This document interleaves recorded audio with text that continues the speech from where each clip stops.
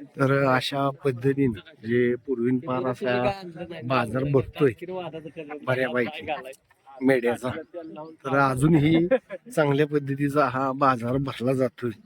साधारण 8-10 दिवस हा बाजार भरतो. तर आज एक नामांकित देखणी सुंदर बैल आज पाहणार आहोत.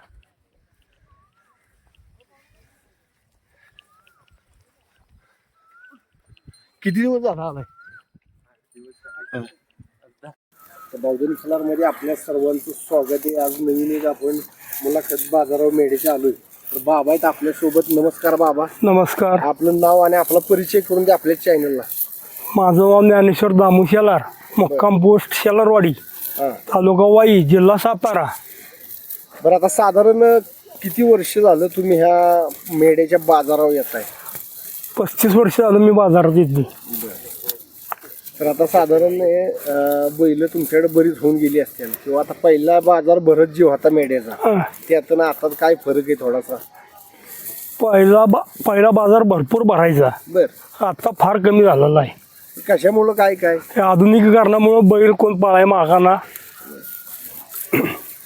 आता बैल कोण पाळते साधारण? बैल जे आधी काही तेवढीच बैल पाळतात. कष्ट करणारी मंडळी तेवढीच बैल ठेवते ठेवाना बैल. तर आता साधारण किती दिवस झाले ह्या बाजारावर तुम्ही आलाय?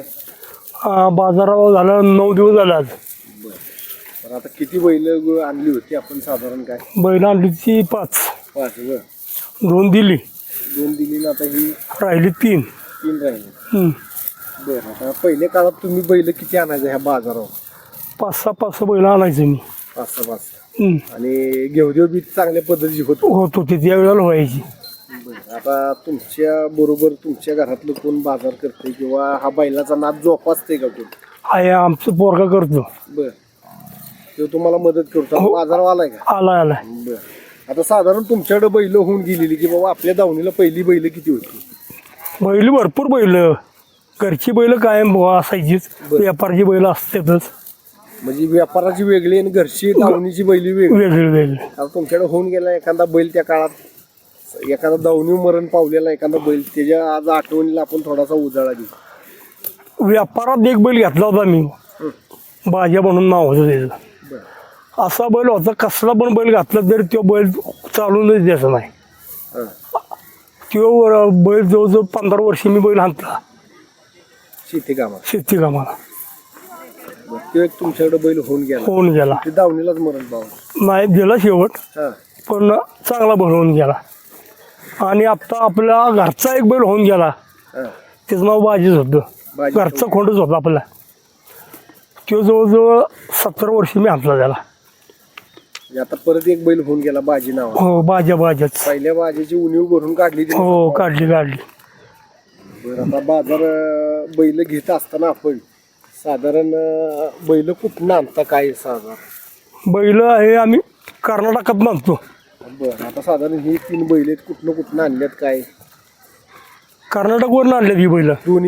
तिन्ही पण. आता कर्नाटक मध्ये जात असताना भाषेचा, तुमची भाषा वेगळी त्यांची भाषा वेगळी, कसं जुळतं? काय जुळतं? कारण का त्यांना पण मराठी कळतं थोडं. बरं, आणि आम्हाला पण त्यांची भाषा थोडी कळती. म्हणजे काय 5वा 5वीचा विषय नाही, डायरेक्ट तुम्ही चर्चा करता. आणि ओळखीचे असल्यामुळे ते जमतं.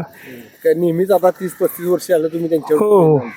आता आपल्या भागात अशी बैल मोठी टिप्पड होत नाही, त्याचं कारण काय? त्या भागातच बैल चांगली होतात काय? असं त्या भागातलं खायला घालण्याची ही ठेप वेगळी आणि आपल्याकडे वेगळी. ती कशी काय? तिकडे हिरवा चारा भरपूर आहे उपलब्ध. तिथं म्हणतात आमच्याकडे मकशिवार काय होत? हो, मकाच की. मग आपल्याकडे ज्वारी, काळा गवत असं आलं ना, आणि आपल्याकडे जपणूक कमी आली.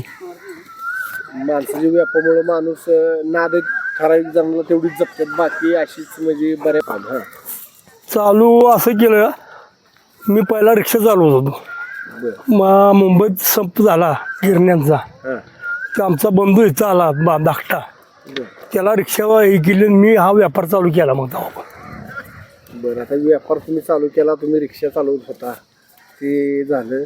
त्यानंतर तुम्ही बाबा ह्या व्यापारातनं काय फायदा, किंवा जमीन एखादा एकर घेतली, किंवा काय तोटा झाला, फायदा झाला, काय अनुभव काय आला? तोटा नाही कधी झाला आम्हाला. बरं, जमीन 1 एकरभर घेतली आम्ही व्यापाराची व्यापाराची. हो.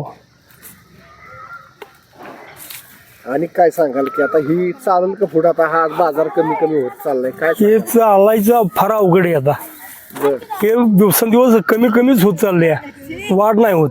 म्हणजे काय काय काळानंतर गोष्टी संपत जातात, पण तसं नाही होणार. आता युक्रेन युद्ध चाललंय, बघताय तेलाचं दर आबाळाला भेटणार आहे. त्यावेळेस आपल्याला परत बैलावची यावं लागणार आहे असं मला वाटतंय.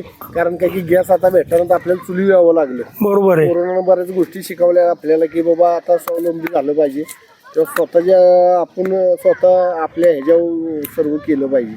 आता चुलीकडे जे यावं लागले तर काय सांगाल आता? हे पेट्रोल डिझेल जर मिळालं नाही तर शेवटी बैलाकडेच यायला लागणार आहे. बैलाशिवाय पर्याय नाही. आवतं बिवतं धरायला लागणार आहे. लागणार. व्यापारात काही गोष्टी काय करते असते, गिरायक आल्यानंतर बैल कसा दाखवते किंवा काय आम्हाला थोडंसं सांगा, जरा बैल सोडून दाखवा आम्हाला थोडासा. हे दाखव सोडून. तर मित्रांनो आता आपण बघू की जे गिरायक आहे, समक्ष बघणार आहे. बघू का बैल नीट धर. हाय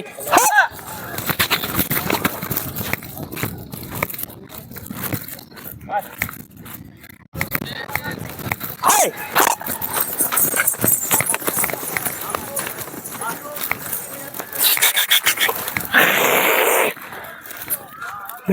धर.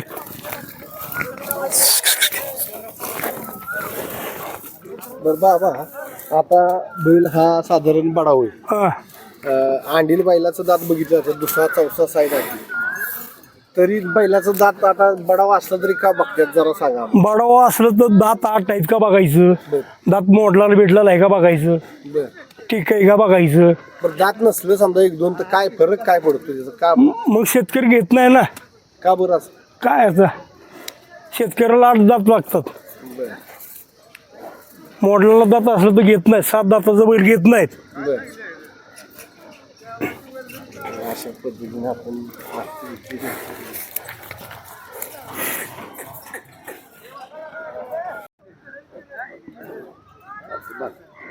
बरं जाऊ दे एकदा.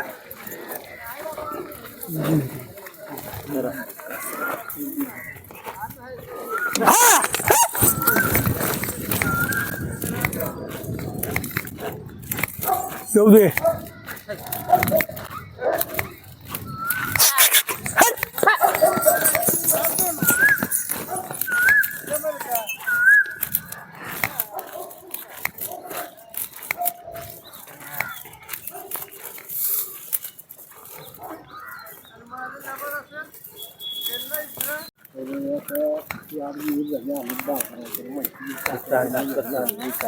आता बाजारावर तुम्ही याचं नियोजन काय काय केलं? बाबा काय काय घेऊन आलाय घरी? बाजारावर याला सगळं सामान, हा. आंबवण्याचं सामान, बरं. परत कोपीचं सामान, वैरण, पाण्याचा बॅलर, बादल्या, सगळ्यात लागणारे सगळी ही वस्तू आम्ही आणलेल्या आहेत. बरं. आता पहिल्या काळात पाऊस यायचा मेंढीच्या बाजारावर, तर आता ह्या वर्षी आला नाही. आला होता. बरं, आलता पाऊस इकडे. कसं काय पावसात कसं काय नियोजन मग काय? पावसात सगळा चिखल झाला हा. इथं. बैलांनी फार चिखल केला, बैलांना उभं राहायला येईना. मग नंतर ते भुसकाट आणून टाकलं. पाऊस उघडल्यावर आमच्या कोपीत पाणी हे झालं. ह्या गोष्टींना प्रत्येक बाजारावर असं सामोरे जावं लागतं. हो, सावध राहायला लागतं. माणसाला वाटतं की बाबा बाजारावर किंवा व्यापारातले पैसे आहेत, पण आता बघताय आपण की कसं सामोरे जावं लागतं. पाण्याचं नियोजन काय बाजार समितीने केलं? पाण्याचं नियोजन 1 नंबर केलेलं का. मेढ्या बाजार हा. समितीने. बैलांना पाण्याला प्यायला पाण्याचं टँकर होते चालू. बरं. आणि सोय. हा, लाईटीची सोय. लाईटीची सोय होती.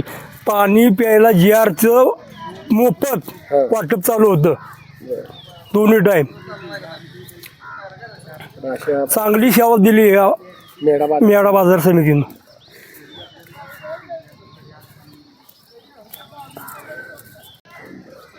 बावधन खिलारला माहिती दिल्याबद्दल बाबा तुमचे आभार, धन्यवाद. तुमचे पण आभार.